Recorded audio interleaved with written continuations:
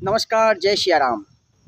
दोस्तों, जिस तरीके से हमारे जीवन में बहुत कुछ पहले से तय है, क्योंकि देखिए सब कुछ हमारे हाथ में कभी नहीं हुआ है और ना कभी होगा।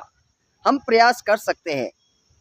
फिलहाल बात करते हैं रिश्तों के मामले में कि भैया जिस तरीके से हमारे पास जितने भी रिश्ते मौजूद हैं ना, माँ बाप ले लो, भाई बहन ले लो, मामा फूफा ताऊ चाचा कोई भी ले लो, वो सारे रिश्ते पहले से तय है। जिस तरीके से ये भी तय है कि भैया आपको शादी करने के लिए कौन सा स्थान किस जगह पर मिलेगा और आप उससे कब मिलोगे, ये चीज़ पहले से तय है। तो निश्चित तौर पे ये बात भी तय है कि वो इंसान कितने समय तक आपके जीवन में रहेगा और वो कब आपको छोड़कर जाएगा, ये बात भी आप मान के चलो। क्योंकि देखिए जब किसी भी चीज़ की मैन्युफैक्चरिंग डेट तय है ना, तो उसकी एक्सपायरी डेट भी तय है। जब रात का होना निश्चित है ना, तो दिन का होना भी निश्चित है। जब गर्मी का आना निश्चित है, तो सर्दी का आना भी निश्चित है। उसी तरीके से अच्छाई अपनी जगह पर निश्चित है, बनी रहेगी ना, तो भैया बुराई भी अपनी जगह पर बनी रहेगी। क्योंकि प्रकृति में हर चीज़ का एक विपरीत, एक ऑपोजिट भाग निश्चित है यहाँ पर। तो किसी का आना जब निश्चित है ना, तो किसी का जाना भी निश्चित है।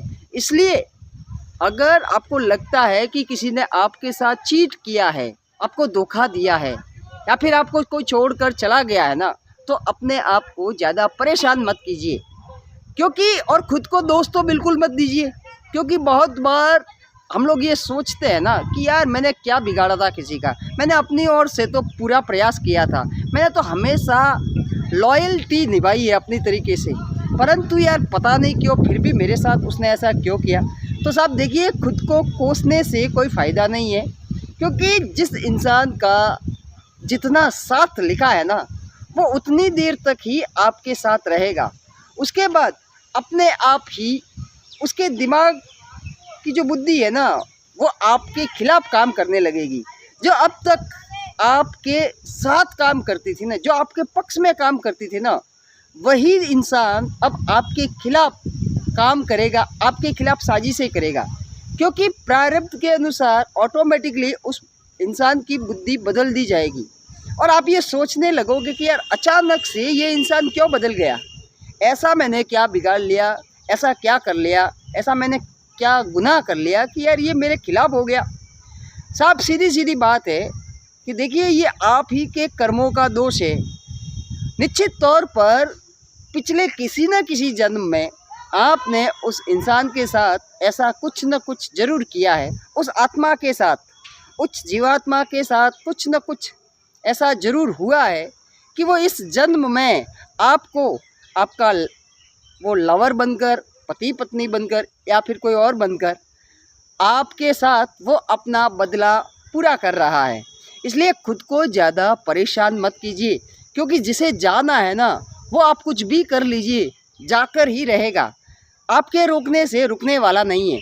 अगर बात सिर्फ पैसों की होती या फिर खूबसूरती की होती या फिर दुनिया में नाम की होती ना, कई बार क्या होता है कि हम लोग ये सोचते हैं कि शायद मेरे पास पैसा नहीं है इसलिए कोई मेरे को छोड़कर चला गया है, या फिर ये भी सोचते हैं कि यार मेरा कोई नाम नहीं, पता नहीं, सामान्य सा आदमी हूँ, तो मेरे साथ कौन रहेगा। भैया ये सारी गलतफहमियाँ हैं। सच तो ये है कि यहाँ पर बहुत बड़े बड़े पॉपुलर आदमी, जो बड़े बड़े सेलिब्रिटी है, क्रिकेटर ले लो, हीरो ले लो, उद्योगपति ले लो, उनके साथ भी ये घटनाएं घटती है। तो क्या उनके जीवन में पैसों की कमी है, प्रसिद्धि की कमी है? नहीं है ना। दुनिया में हर कोई उन्हें जानता है। किसी भी जगह जाकर खड़े रहते हैं ना, तो लोगों की भीड़ लगती है।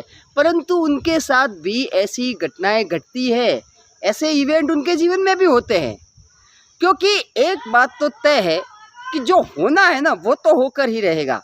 जब भगवान श्री रामचंद्र जी स्वयं भगवान होते हुए भी अपने जीवन में से पत्नी का जो वियोग था ना, वो घड़ी टाल नहीं सके, तो सर आप और मैं तो सामान्य इंसान हैं। अगर हमारे जीवन में ऐसी घटनाएं घट गई है या फिर घट रही है या फिर ऐसी कुछ घड़ियाँ आई है, तो हम ये क्यों मानकर चले कि भैया हम इस पर कंट्रोल कर सकते हैं या फिर इसे टाल सकते हैं। हाँ, ये एक अलग विषय है कि हम अपने तरीके से प्रयास कर सकते हैं, और एक प्रयास करना ही हमारे हाथ में है। फल निश्चित तौर पर हमारे हाथ में कभी न तो था और न कभी होगा।